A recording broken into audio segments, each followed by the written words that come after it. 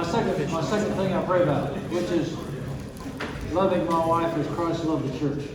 Now, you men don't have any problem with that, but since I have, I'll go ahead and share it anyway. Let me, one fellow came up to me and suggested something that I want to suggest to you, and that is, we're going to be through here by, around figures 9 o'clock, and whether everybody will be on their way back home, and, or here. But I got a story I want to tell you, but I'm going to save it. But don't waste. Don't let the time go to waste. If we have prayed, and we're going to pray again, but I have seen it just like Bobby was in that meeting tonight with the rest of us. There was 30-something students met him in that meeting in Glen area, Colorado Springs that night, and we all went down to Michelle's, but Bobby didn't. And the reason Bobby didn't is because God had spoken to him and he dealt with it. And the point is don't let those golden opportunities go by.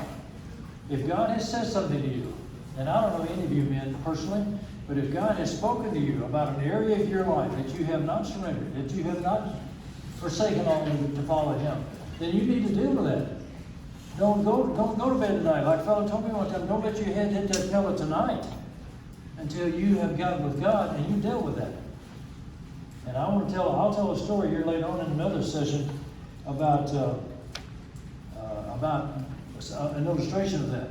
But don't pass up the golden opportunity. If God has spoken to you and you say to yourself, I'm going to think about that. Oh, let's see, I got church and then it's Easter and then you'll never get to it. You'll never do it. It's gone. It is gone. And so don't let that happen. Don't let that great moment. A fellow told me one time, he said, precious moments not quickly gathered soon become distant memories. And you've seen it, but just precious moments, little things that happen are just so neat. But you don't quickly capture them. And they soon become distant memories. And that's what can happen here. Is that God has spoken to you, and He's nudged you in a certain area of your life, and you know it. And you don't deal with that, that soon becomes a distant memory. And you let one more opportunity go by the way. Don't do that. Deal with it.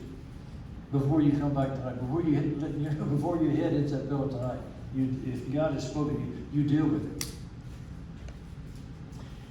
The second thing I pray every morning before I get up is that God would help me to love my wife as Christ loves the church.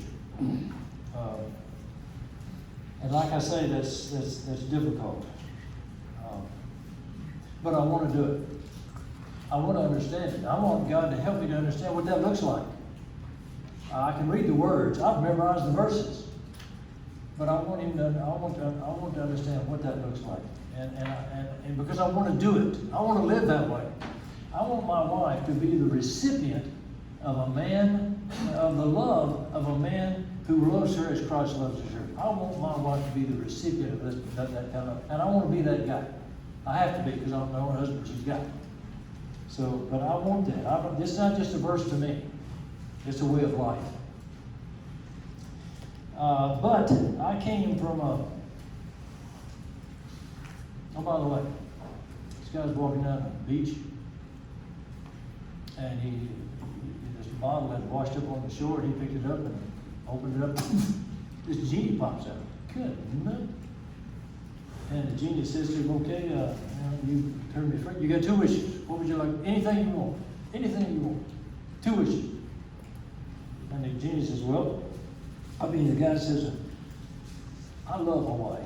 Man, every time I go there, I just have a ball. I love Hawaii. But I get on a boat and I get so sick and I'm scared to death to fly. I want you to build me a road, a highway from the coast out to Hawaii. And the genie said, wow, man. Phew. He said, what's your second one? He said, I would like you to help me to understand women, how they think and how they reason, especially my wife. And the genie says, well, how many lanes do you think you might need on your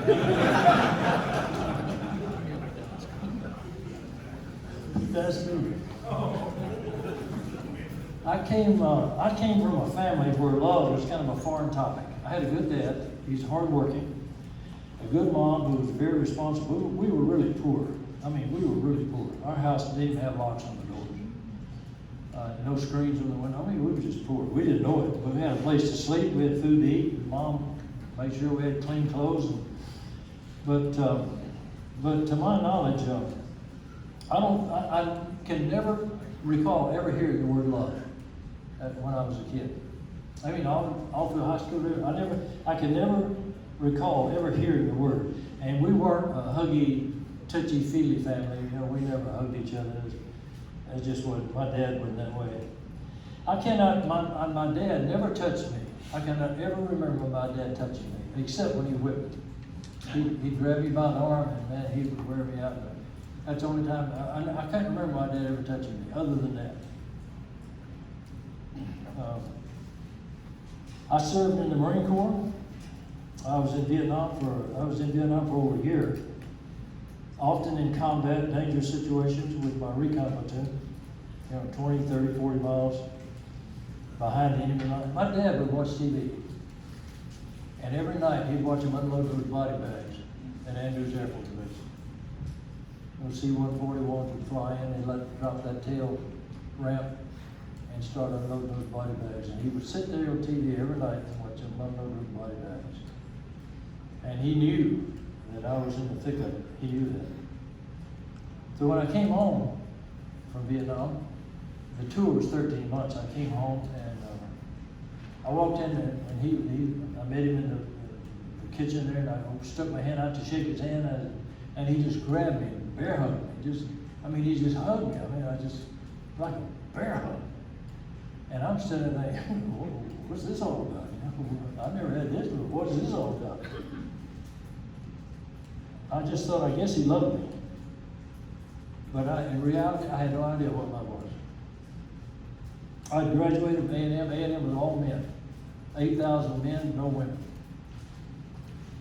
I went to the Marine Corps. You know what the objective is in the Marine Corps? It's to meet, close with, and destroy the enemy or his will to resist. And that's what I was trained to do. To meet, close with, and destroy the enemy or his will to resist. And we trained day and night to be able to do that. Then I was put in First Recon. You know what the motto of Recon is? Swift, silent, and deadly. And we practiced that all the time. And we were good at it. We didn't do a lot of training. I don't remember the word love ever coming up in our training. Never took a seminar on love. The Marines never offered me a class on love. A lot of classes on how to destroy them, but not on love. And then I got married. I mean, a great woman. She was not only godly, she was gorgeous. I told one guy, he's just kind of Nicole Kidman and Mother Teresa rolled into one. Wow. She was some. We had a lot of great times, a lot of fun, but we had some real hard times. We were living in Texarkana, driving to Fort Worth, and she was crying one Saturday morning, and she was crying, and I don't know what I had done, but I knew it was my fault. Usually was. And she's over, sniffling and crying, and so I said, sweetheart, I know this is maybe cumbersome and maybe hard to understand and maybe hard to believe, but I love you with all my heart. And she says to me, well, just exactly how do you define love? And so being a good navigator and having memorized the verses on love, I quote her. So I said, well, 1 Corinthians 13:4 says, and love, and I said, love is very patient and kind. She said, you're neither patient nor kind. And she was right. And I'm sitting there driving down the road thinking, she's right. She is dead on. And I knew it. I knew it. And I didn't know what to do with it. I wasn't mean on purpose, but I was just impatient and I was not kind. I knew that. And so I just vowed. I didn't know what else to do. But I just made a vow to God right there, going down the road. I said, God, I don't want to promise you. I'm going to make a vow to you that I will never, ever in my life, I will never be impatient or unkind to my wife. Ever. I vow that to you. Now, have I kept that? Tried to. I wanted to. My problem is I'm not sure. I just didn't know. I knew that I got to the point at this time I was speaking every now and then for, at a conference or something, and I was always afraid that somebody was going to ask me to speak on love, because I didn't have a clue. I couldn't have done it. My concept of love was probably more Hollywood than it was anything. You're sweet, you're kind of nice, you're a little bit quiet, a little bit reticent, you're humble. You let them take advantage of you every now and then, you know how it is. And you just, you're just this Charlie, you're Clarence Milquetoast, and with no manliness about you at all, whatever the fat that all is, But I struggled to what it really is love. What is this book? I know the word. I can quote you the verses, but what does that mean? What does it look like? So, about 7 or 8 years ago, somewhere in there, I read the Bible through every year. I started out as a junior in college. I've done it ever since. The year in Vietnam, I didn't quite get through it. But then this is about 7 years ago, so I decided instead of reading the Bible from cover to cover, which I usually do, I was just going to read the New Testament. And so I got 4 New Testaments off my bookshelf that I use as reference books. In other words, I never had read it. I never had read the J.B. Phillips. I looked up verses in the J.B. Phillips, but I never read it. The Charles Williams, tremendous translation. Weiss, and then I found a new one, a guy named William Beck, that turned out to be one of the best New Testaments I have ever read. But I got those 4, and I was going to read 1 a quarter. I was just going to spend the year reading the New Testament. And so I did that. Well, about September or so, I'm reading the Weiss. Now, Weiss is an old German scholar that I think he taught at Booty Bible or something like that for 100 years. But just absorbed in the Greek. I mean, just lived the Greek. But what Weiss would do in his translations is that he wouldn't translate it word for word or phrase for phrase. He would give you the picture. And so what the writer is trying to describe here is, and he would give you this picture that he's that he's painting for you here. And so sometimes the verse would be 8, 9, 10 lines long. I mean, the thing just go on, because he kept telling you, describing for you what this verse meant, what this Greek term meant. It was a phenomenal, slow reading, and it was clumsy, but gosh, it had some good verses in it. So I come across 1 Corinthians 4:21 in the Weiss, and it says this. So what the deal is Paul is on his way. In fact, let me get to. I've got that up here for you. Here it is. That's 1 Corinthians 4:21 in the Weiss. Now, what it is, Paul is on his way to Corinth. He told them, I'm coming. And I've heard you got some problems there. Chloe's people have told me you guys got some problems, and we're going to straighten that out when I get there. Now, then he says this, with a stick shall I come to you? Now, this is the picture. In other words, you want me to paddle you? Is that it? Is that you want to paddle him? Because that's one of the options. And so the Greek, so he defines this. You won't find this in any other translation, but you'll find it in the Weiss because he gives you the picture. But he says, with a stick shall I come to you, or in a love that has as its impelling motive the benefit of the one love. The exercise of which love demands self-sacrifice and a spirit of meekness. And I sat there at my table, and I stared at that verse, and I sat there, and I thought, that's it. That's it. That's biblical love. It's not a feeling. It's not an emotion. It's just simply figuring out what's best for the guy and doing it. That's it. In other words, it's just, or in a love, I have an impelling motive to do what's best for you. Always. And I thought, that's it. You know, what I struggled with was the verse on, you've heard that it was said, Matthew 5:43, you've heard that it was said you should love your enemies, love your neighbor and hate your enemies. But I say to you, love your enemies. And I went back in the Old Testament, and I tried to find love your neighbor and hate your enemies. I tried to find it. It ain't in there. But Jesus said, you've heard it said. That's what they teach you. That ain't. But let me tell you what I say. Love your enemies. And I thought to myself, how on earth can I love a guy that I can't stand? How can I do that? I built roads, and the Department of Highways always has an engineer out there who has authority over you. He works for the highway department. You the contract. Your name's on the contract, but the guy thinks he's the boss. He's telling you how to build a road, and sometimes, you feel this guy barely got out of high school. What is he? Good night, but he's got the authority. And I had this one guy up in Arkansas. He was the main engineer, and he was a single guy, probably in his mid-30s, fairly good-looking fellow, and he taught a Sunday school class of women in his church. And they just all thought he was adorable. And he's this engineer, nice-looking guy teaching these ladies, but out on that highway, he was a jerk. He was just a scumbag. He was so demanding and unreasonable, and we're going to do it my way. There's a right way and the wrong way, and there's my way. We're going to do it my way. And it was horrible working with this guy. So I tell God one day, I said, God, to my knowledge, this guy's a Sunday school teacher. That means we're probably going to spend eternity together. I said, that ain't heaven, that's hell. But I said, God, how do I deal with that? I'm going to spend eternity with him. I can't stand him. And I'm going to spend eternity with him? That's not heaven. But now I can do that. I thought about him. I thought, I could do this. I could do what's best for him. I don't have to go out and have dinner with him, but I can do what's best for him. I can always do that. And I was just, the light came on. That's love.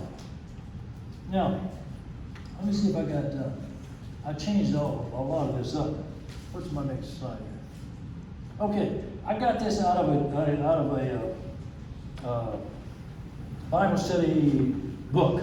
It's Greek words, and I was looking it up. But it says this: Christian love, whether exercised toward the brethren or toward men generally, is not an impulse from the feelings. Love seeks the welfare of all and works no ill to any. Love seeks opportunity to do good to all men. That's what it is. That's New Testament love. It's not a feeling. It's not an emotion. It is an action. And the action is what is best for them. Now, let me tell you what meekness is. This is meekness, because it says you got to do it. It's going to be self-sacrifice and a spirit of meekness. Okay, this is what meekness is. The Greek term, expresses that temporal spirit in which we accept His dealings, God's dealing with us, without disputing or resisting. That's the meek guy. He will accept what God is doing in your life without you fighting Him on it, without you resisting Him, without you complaining about it. You will accept it if you're a meek man. This meekness, however, which is at first the meekness with the respect of God, is also such in the face of men, even of evil men. I got my inspector now. Out of the thought that these, with the insults and the injuries which they may inflict, are permitted and used by Him for the chastening and the purifying of His people. And a meek man, a man who is meek, will recognize God is in the circumstances, and God is using the circumstances to purify and to make him a better man. But let me tell you, if you don't believe that, if that ain't you, there is no way on God's green earth that you can love. If you can't see, because when that happens to you, or somebody says something to you, or some insult, or does something, you're going to respond. If you don't see God in the circumstances, you're going to respond in the flesh. And it ain't going to look like love. You're not going to do what's in His best interest. But if you can see this, if you can see God in the circumstances, then you can respond biblically. You can respond by doing what's best for you. Now, I got some other stuff I want to get to. I want you to know that changed me. That changed everything for me. It changed everything. I think I got maybe, let me see. Yeah, here's the summation. Let no one seek his own good, but that of his neighbor. Plain and simple. That's love. 1 Corinthians 10:24. Let no one seek his own, that of his neighbor. That's love. But once you see what it is, you see it everywhere. That's the thing I begin to realize. I mean, I just saw this concept of love and impelling desire to do what's best for the other person. I just see it everywhere, particularly in Paul's epistles. I mean, it's just everywhere. Now let me show you another one. Owe nothing. This is a commandment, by the way. Owe nothing to anyone except to love one another. For he who loves his neighbor has fulfilled the law. For this, you shall not commit adultery, you shall not murder, you shall not steal, you shall not covet. And if there's any other commandment, it is summed up in this saying, you shall love your neighbor as yourself. Love does no wrong to a neighbor. Love, therefore, is the fulfillment of the law. If I love my neighbor, I don't use him, I don't lie to him, I don't deceive him, I don't borrow and give back, I don't steal, I don't envy him. I fulfill all. If I love my neighbor, I don't break any laws.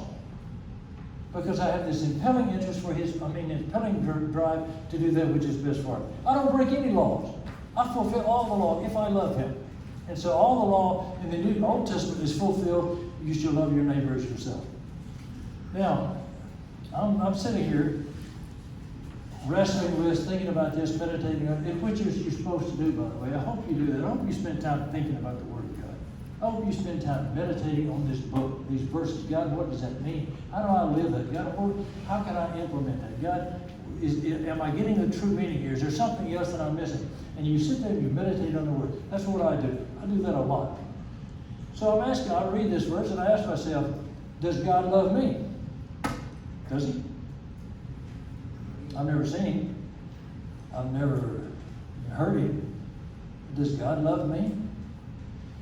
And I conclude, as I look back, and that's not a trivia question to me. I didn't just flippantly say that. I thought, well, does God really love me? And my conclusion was, the Bible says he does. That's not up for debate. The Bible clearly says that. And my experience backs that up. My experiences verify that. So I conclude, yes, God loves me. You know what that means? I'm sitting here with my Bible, my little journal, and I'm sitting here, and it suddenly dawns on me that what that means is God has never done me wrong.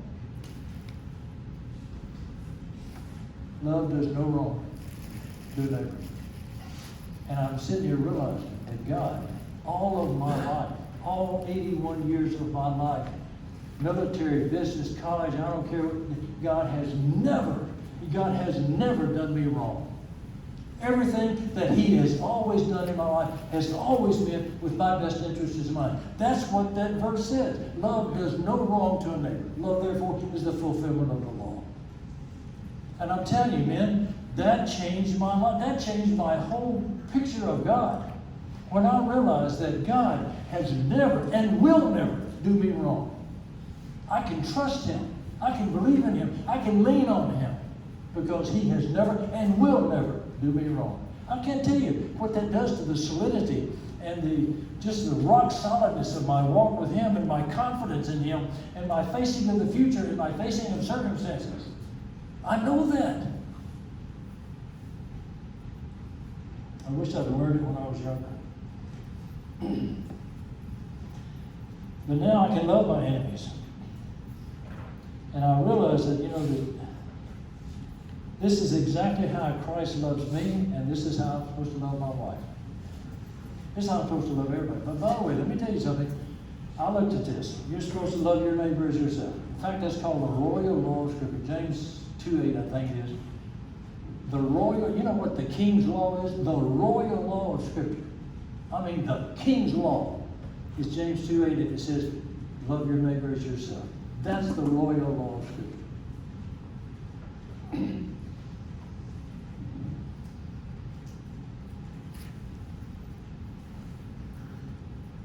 I wrote down here, it changed my relationship with my wife. It changed everything because it changed me.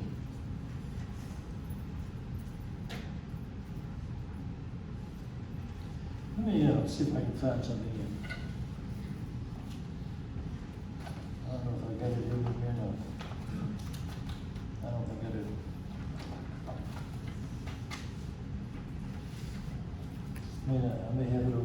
just a little too quickly. Nope.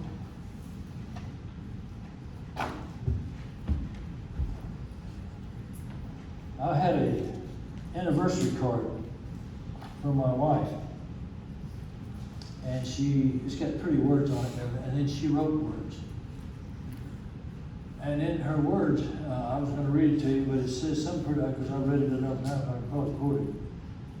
But it says that, I know I do not deserve you, your love and your devotion, but I'm grateful to God for you. And then she says, I have a wonderful life. That's what my wife said, I have a wonderful life. I'm not there yet, but that beats you're neither patient nor kind. I'm not there. I'm not there. I'm not where I ought to be, but I'm not back there, where you're neither patient nor kind.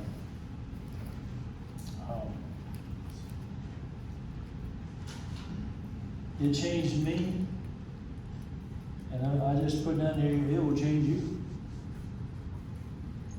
If you will buy that, if you will believe that, if you will obey that, it will change me. It will change you. Let me tell you, I have a Bible study. I meet with men, I tell you that, I'm involved. I'm going to go down, I want to die climbing. You know what I'm saying? I don't want to just rust out. I want to die climbing. And so I have Bible studies. I meet with this guy, and one guy in the Bible study cheated on his wife. She'd never forgiven him. And she found out they would go to church, he and his wife, and they'd sit down. And just down there a little bit ways was the woman that he was sleeping with. And she found out about it. And she told him, she said, do you mean to tell me that you would take me to church, to the house of God, and sit on the same row with a woman that you were committing adultery with against me? In the house of God you would do that. She never forgave him, as it to this day. They live together, but they don't have a relationship.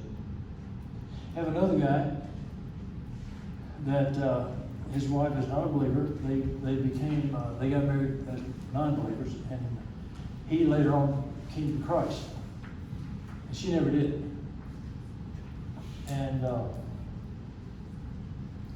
to me, he is, and I'm not telling you anything I haven't told him right to his face. I told him one time, I said, your wife is not a Christian, and it is 100% your fault. Not 99. It is 100% your fault. The reason that your wife does not know Christ is your fault. 100%. I told him I'd look at that right now. I thought to myself, what she's saying is I'd rather go to hell than I had to submit to you. How do you like that? That's what she's saying. I'd burn in hell before I would submit to you.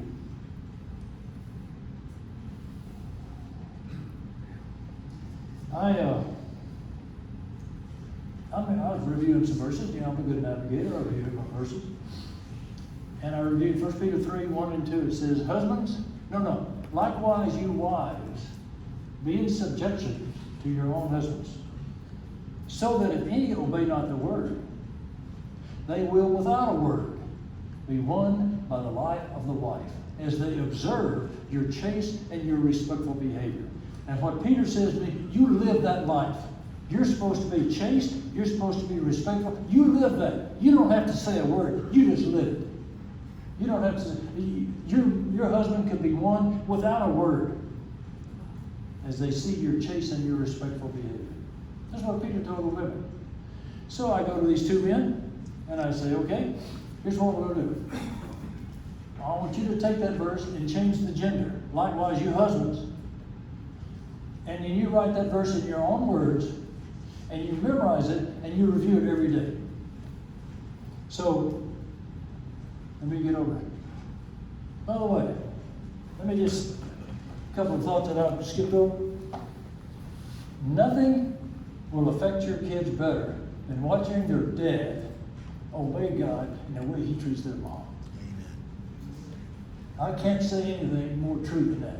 That nothing will affect your kids better than watching you obey God in the way you treat that woman. And here's another one. Gene wanted us to do this. He asked me one time, he said, Chuck, in 3 words, tell me the best thing you can do for your kids. I don't know, Gene. And he said, love their mother. The best thing you can do for your kids. Love their mother. I just can't argue with that. I mean, so here's this 1 Peter. Likewise, you wives, are in subjection to your own husbands, and if any obey not the word, they obey without a word, being one by the life of the wife, as they observe your chaste and respectful behavior. Peter's advice to the wives who had non-believing husbands. How about to the husband who has a non-believing wife? So I wrote mine out. I don't ask him to do something I don't do, so I wrote my verse out. And I said, well, here's what I wrote. I said, husbands, live with your wives, fully complying with all the ways that I have commanded you, so that if your wife is not a Christian, she will be overwhelmingly persuaded to become one as she daily observes your loving and sacrificial ways on her behalf. Ephesians 5, sacrifice, loving, and as she daily sees it, it will overwhelmingly convince her that she needs to give her life to Christ like you have. So I wrote that. Husbands, live with your wives, faithfully complying with all the ways.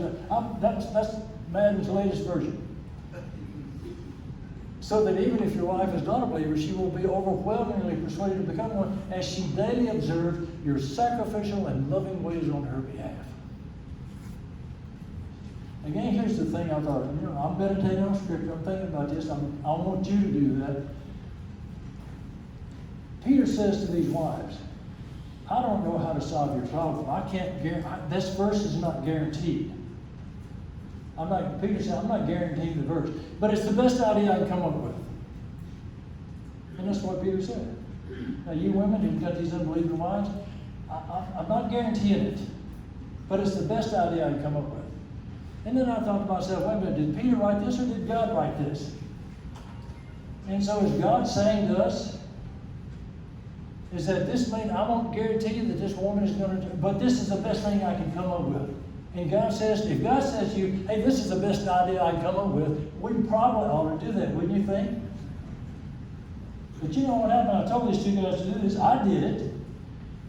Did they do it? Neither one of them did. Neither one of them did. You know why they didn't do it? I thought about this. You know why men won't love their wives as Christ loved the church? It's not they don't know. They don't have a good idea of what it looks like. I mean, they know to be sweet and nice and kind and do things for them and carry their load around the house. And they know all that. So they can do it. You know why they won't do it? On a consistent basis? It's what I call reciprocity. In other words, I'll be loving and kind and sweet to my wife for a while. But if I don't see some change, I ain't no fool. I ain't keeping that up. This old dog ain't going to do that.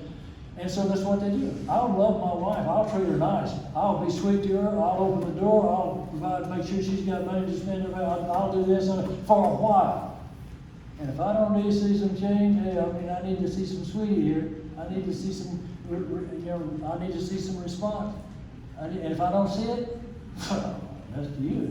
I ain't no dummy doing that. And that's why they don't. Reciprocity. The only thing wrong is it's not in the book. That's not in the book. There is no reciprocity demanded. You love your wives as Christ loved the church, and you put a period after that. There is nothing required on her part for you to do that. Nothing. That's what makes love so beautiful. That's what makes the relationship so fantastic. Is that the husband loves and the wife respects, and they do this regardless. And they become, the Bible says, that's so marvelous. I'm just going to call it one flesh. You become one flesh. This guy came to me one day and he said, man, Chuck, you don't know my wife. That's what he told me. You just don't know my wife. And I said, well, you're right. I don't know your wife. But I know this book. I know what this book says. I don't know your wife, but I know what this book says. It would be an obstacle that kept her from being happy, that kept her from being fulfilled. Let me tell you a story real quick. Now, let me say this. You came here tonight, one man, but I hope you go home a different man. I hope you take this to heart. When Moses had finished speaking all these words to all Israel, he said to them, take to your heart all these words that I am commanding you today. And that's what I would ask. Take to your heart what I am commanding you today. I was at Cal Poly, San Luis Obispo, and college ministry. There was also a big crusade ministry there at the same time. And Barry and Patty Johnson were the crusade reps. And we were good friends. We had meals together. And our kids played together. They were super good people. I like Barry and Patty. Crusade. Okay, Crusade came out, they're very evangelistic. So they came out and they said, we're going to reach the whole United States. We're going to call it Here's Life America. Were any of you ever involved in that? But it was Here's Life America.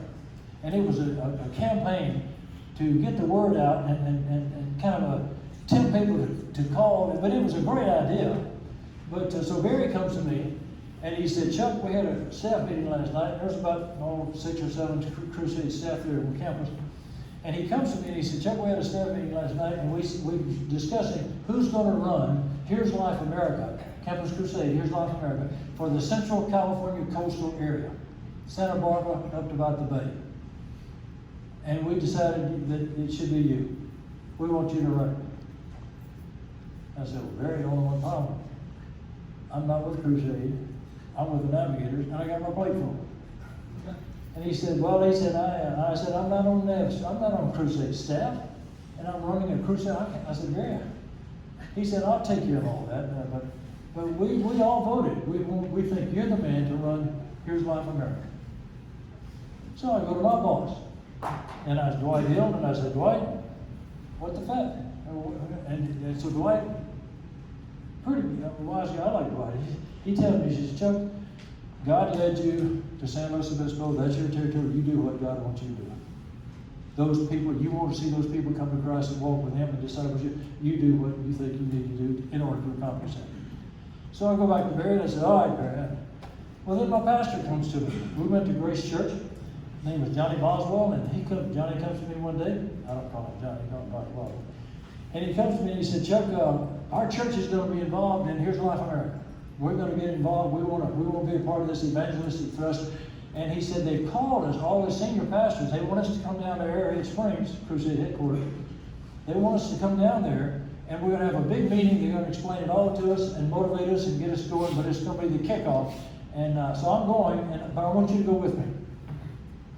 And I said, well, okay. And so the pastor and I, we drive down to Arrowhead Springs. So they fly in Charles Stanley out of Atlanta to speak to these 400 pastors about Here's Life America. We're going to have an evangelistic crusade. You get involved. You get your church involved. You get your people trained. Let's make an impact for Christ in our community and in our churches, in our towns. And so Charles Stanley flies out, and he's going to jack them up. So we all go to the meeting that night, and I'm living I got my room assignment was just this little bitty room deal with a bath at the end of it and 3 bunk beds in it. And so there were 6 of us in there. And I know 3 of them were senior pastors. The other 2, they may have been elders. But so we're in this meeting, and Stanley speaks, and it was one of those stem winders. He cuts loose. It's fantastic. And he's really, let's get with it. And then he says this, same thing I told you a few minutes ago. He said, men, I want you to promise me that you will not go to bed tonight until you have gotten before God and said, God, is there anything in my life that's keeping me from being used of you to accomplish the things that's on your heart? Is there anything in my life? If it is, God, I pray that you reveal it to me, and I promise you I'll deal with it. But he said, don't you go to bed tonight until you said, God, is there anything in my life that's hindering me from being used of you to accomplish your purposes through me? If it is, I pray that you reveal it. I promise you I'll deal with it. So we go back, meeting's over, we go back to my room. We go back to our room. I get my little yellow tablet. I get my lead pencil. And I get my Bible, and I crawl up in my top bunk and open up my Bible here. And I say, now, Lord, I don't want to do this because Charles Stanley said to do this. But if there's anything that's hindering you from reaching people for Christ in the San Luis Obispo area, in the Central California coast. God, if there's anything that's hindering you from using me, God, I mean, honestly, I pray that you would reveal it to me. I promise you I'll do it. Now, I'll tell you, I'm a navigator. I'm just a man of God, okay? Ain't no way anything's wrong with my life. I mean, I'm memorizing scripture, I'm having a quiet time, I'm witnessing, I'm leading men, but ain't no way. But I'm going to do it. I'm going to do it because, you know, I'm a navigator and I've been taught to obey. So I get up there and I go through my prayer, and I got my yellow tablet and my pencil, and I pray that prayer, and I say amen, and God says, there it is. I mean, 2 words. There it is. And I'm stunned. I said, there it is. And God and I had this conversation. There it is. He said, yeah, I want you to get rid of those horses. Oh, God, it's extra income. You know, we're almost always out of money. That's just some money we could use. I'm like, gosh, I get paid for feeding them cotton-picking horses. I didn't lead you to Count Holly to feed horses. I want you to get up. And we lived out on a little farm, and I had some stalls, and a guy had asked me to feed his horses for him, and he'd pay me. And I said, right here. And you know, you're in full-time Christian work, you're always broke. You know that, right? So, man, that was a good deal. And God said, I want you to get rid of those horses. Oh. Get rid of the horses. There's something else. I mean, there's something else. And I'm stunned. I said, there is. I want you to move into town. Leave the farm, move into town. God, I love the farm. We got chickens, we got ducks, we got horses. I mean, it's just so fun. And God does not negotiate. He didn't repeat. He just said, I want you to move into town. Leave the farm, move into town. Sell the farm, move into town. There's something else. You know, before I got through, I had 6 things on my list. I'm the navigator. I'm running the place up there. I mean, I've been asked by Crusade to run the whole thing. And I got 6 things that God said, you need to get rid of this if I can use you to accomplish my purposes through you. You need to deal with these. So I go home, and I said, sweetheart, got something I need to talk to you about. And I said, I think the Lord wants us to move into town. She said, oh, hallelujah. Hallelujah. I didn't get any kids, but I did all 6 of those. I did all 6 of those. But again, what I want to tell you tonight is that when we stand up here and say to you, don't let your head hit that pillow tonight until you have dealt with whatever God has spoken to you about. You know, by the way, you know what happened? I looked up at my little tablet. I got the shock of my life. There was not a single guy in my room that was doing that but me. Nobody was doing it. One pastor was down there. I remember he was clipping his toenails. He was talking about how he'd been needing to do this for a long time. He's down there working on his toenails. Another guy was repacking his suitcase. And they were all just laughing, having the best time, you know, getting to know each other, and they were just talking, telling jokes and funny, and they were all just having a great time. I'm sitting up here with my Bible, talking to God. And I'm looking around the room, and they just had a ball. And then, well, good night, gentlemen. Good to see you. See you in the morning, gentlemen. Yes, sir. And they all went to bed. Nobody did that. And I thought to myself, how in God's name can you sit there and blow off a guy like Charles Stanley comes out here and pours his heart out, and then you just blow him away? How can you do that? But that's exactly what happened. And so I asked you, I tell you, if God has said something to you, you're going to be driving home. You may have some time by yourself or whatever. You're going to have to, don't you blow God off. Don't you do like those other pastors and those guys that just ignored what he requested of them. God used me, and we went back to San Luis Obispo, and we started Here's Life America. I met with 42 pastors.